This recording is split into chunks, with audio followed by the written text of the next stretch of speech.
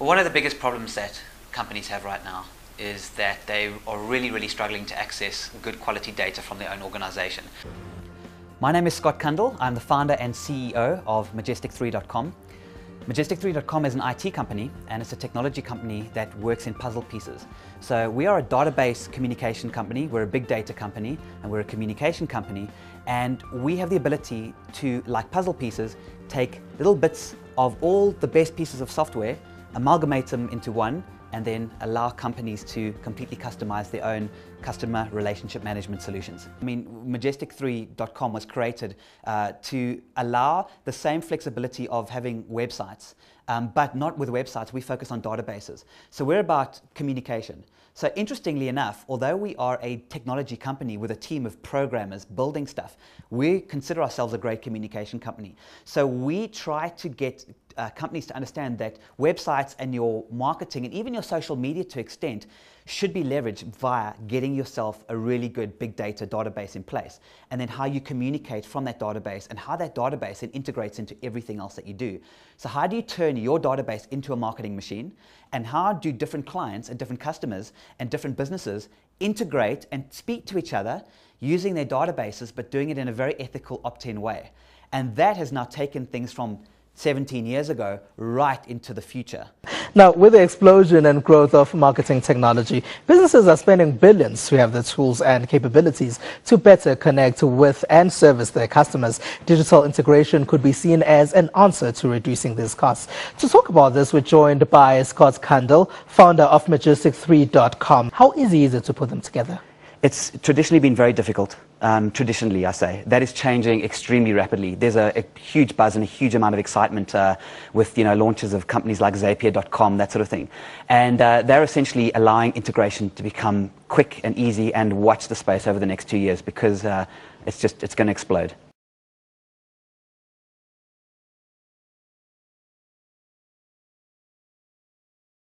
With integration, you can now say, gee, I've got this marketing window. I'm a marketer, and I can access this query. I can pull this data from here, run this campaign straight away, pull it into all these different channels. So suddenly you've got this entire plethora of marketing opportunities available to you. And ultimately what that means is much better communication, which we call communication journeys. Now, when you start to be able to tap into a company's existing data infrastructure, you can start to really do some amazing things, because now you've almost created a marketing window to the whole company. So in terms of what's happening with integration, it's all about now bringing all the different systems together within an organization, matching them with all the bulk email tools, social media tools, call center, and putting those into one to streamline this kind of string of pearls of communication, which we call a journey.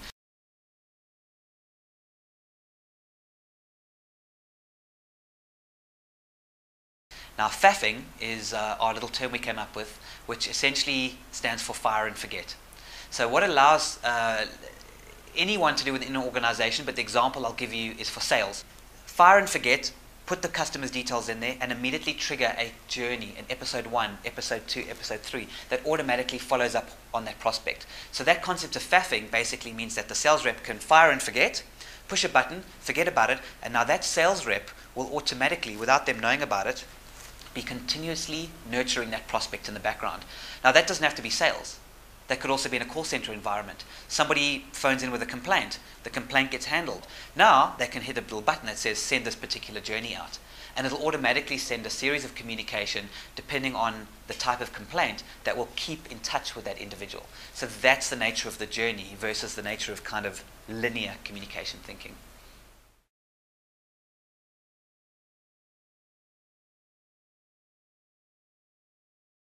And Majestic is not just a technology system. It's not just a database system. It's been designed as a philosophy. So we actually have a specific implementation process, which we call relationship data sale. Now, your question was, how do you break through the clutter?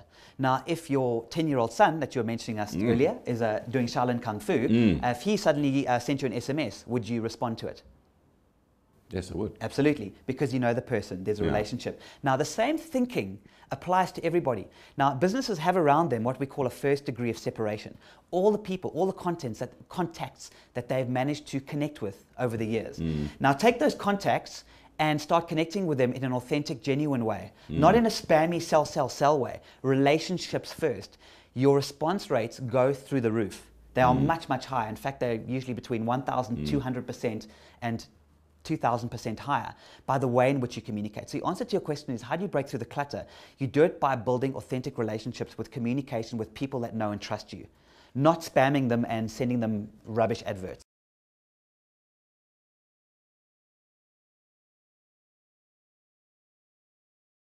Instead of become a salesman, first become a teacher. So if you become a teacher first, your relationships will grow naturally. You'll position yourself as an expert. From your expertise, from what you give, then you'll be able to analyze that information that comes back to you from those relationships, and then you'll become a salesman. So the idea is stop becoming a salesman and start becoming a teacher. Now, if you're receiving interesting insights, interesting information, value-added content, then you're much more likely to open and read it if it comes from a trusted source. So the idea is we've got to stop selling and start teaching. And when you do that and realize that you can become a teacher, customers give you information, they give you their data because there's that trust element. Then when you get that information back, like a doctor diagnoses and then writes a prescription specifically with what you need. You'll become that expert as well. And then the sales will become a natural part of your day-to-day business life.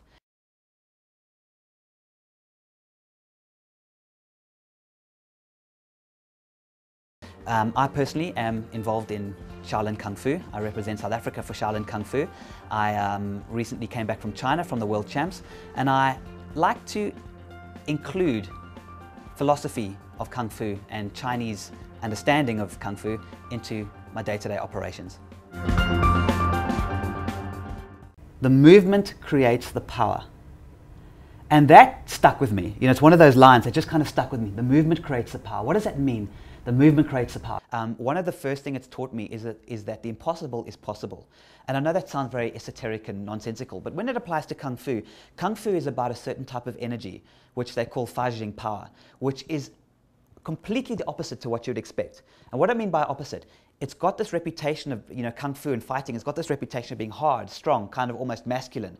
Actually, to generate explosive power, which they call Fajing power, you need to be soft, you need to be relaxed. You're the founder of no fewer than 3 organizations. You're a gold medalist, and clearly this concept is really working for you. So, to the person who is watching this video who decides in their life, I want to create that power through the movement, where do they start? Where do you begin? And where can I get the tools to help me? Wonderful question. Take steps towards your goal. And what I realized was the steps actually accumulate the energy you need to finally get to that destination. And that changed everything for me.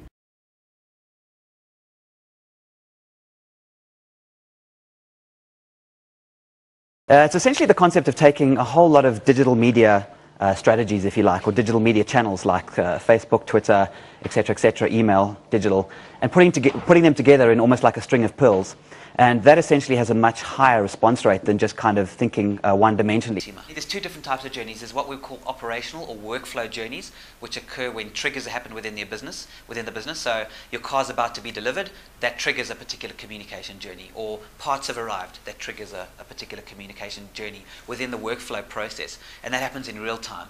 Now that's really, really exciting because you can do amazing things. So an operational person just flags a particular status, bang, it triggers a particular piece of communication or communication journey, and that has marketing opportunities with it.